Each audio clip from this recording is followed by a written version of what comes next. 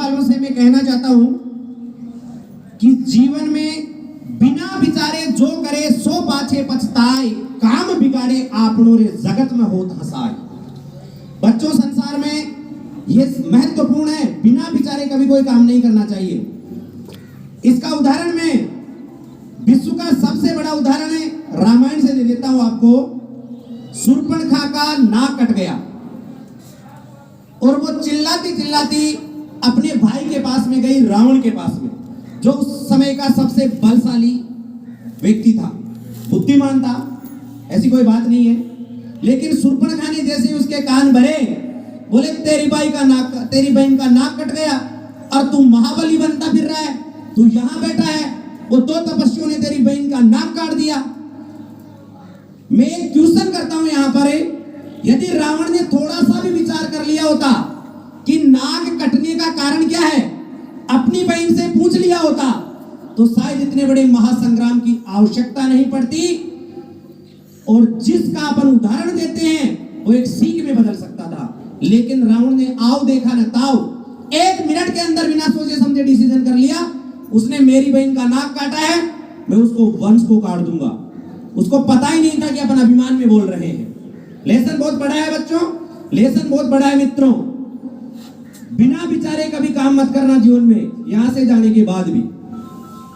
और आप स्टाफ साथियों से भी यही कहता हूं मैं, शब्द जब बोलने हो संसार में, बच्चों आपसे भी कहना चाह रहा हूं क्योंकि अभी तक आप मेरे बच्चे थे, यहां पे आप बाहर जा रहे हो। शब्द यदि संसार में बोलने हैं तो ध्यान दे, शब्द शब्द में ब्रह्म है, शब्द शब्द में ज्ञान। शब्द सदा ऐसा बोलो जिनसे उपजे मान। ये आपके शब्द है। बल्कि शब्दों की महत्ता इतनी गजब है, यदि आपने अपने शब्दों में थोड़ा सी भी नेगेटिविटी डाल ली, व्यंग्यात्मक किसी को कस दिया, तो 1825 से एक बहुत बड़ा उदाहरण, निकोलस फर्स्ट सम्राट हुआ करता था उस समय रूस के अंदर, और एक मैत्री था, मैत्री नाम का। उसने, निकोलस जब गद्दी पर बैठा तो उसने विरोध शुरू करवा दिया मैत्री ने, बहुत ज्यादा स्पीच कर करके। एक दिन निकोलस को ऑर्डर करना पड़ा कि इस व्यक्ति को फांसी दे दिया जाए। अब देखिए, फांसी की सजा हो जाती है। लेसन बहुत महत्वपूर्ण है।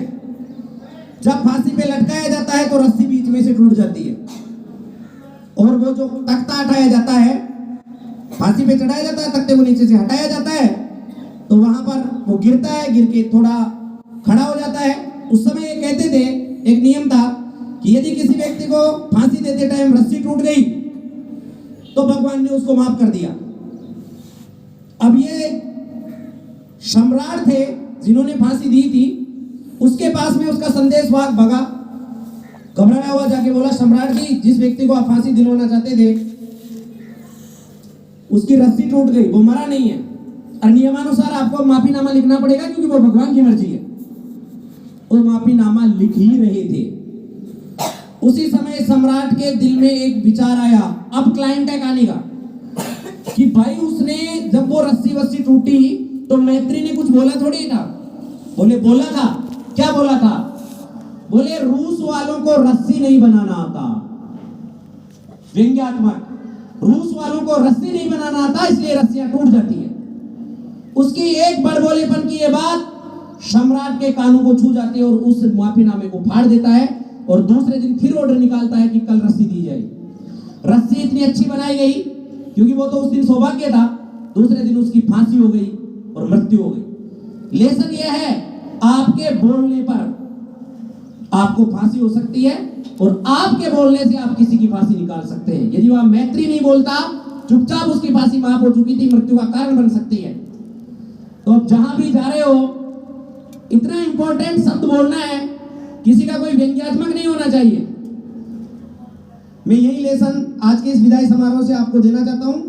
कहां, क्या, कैसे और कब बोलना है, ये लाइन याद रखना। मौन भी कोई वो नहीं है, कहां, क्या और कैसे बोलना है, ये इंपॉर्टेंस है आपके जीवन के अंदर, क्योंकि अलग अलग समय की अलग अलग मुद्राएं होती है।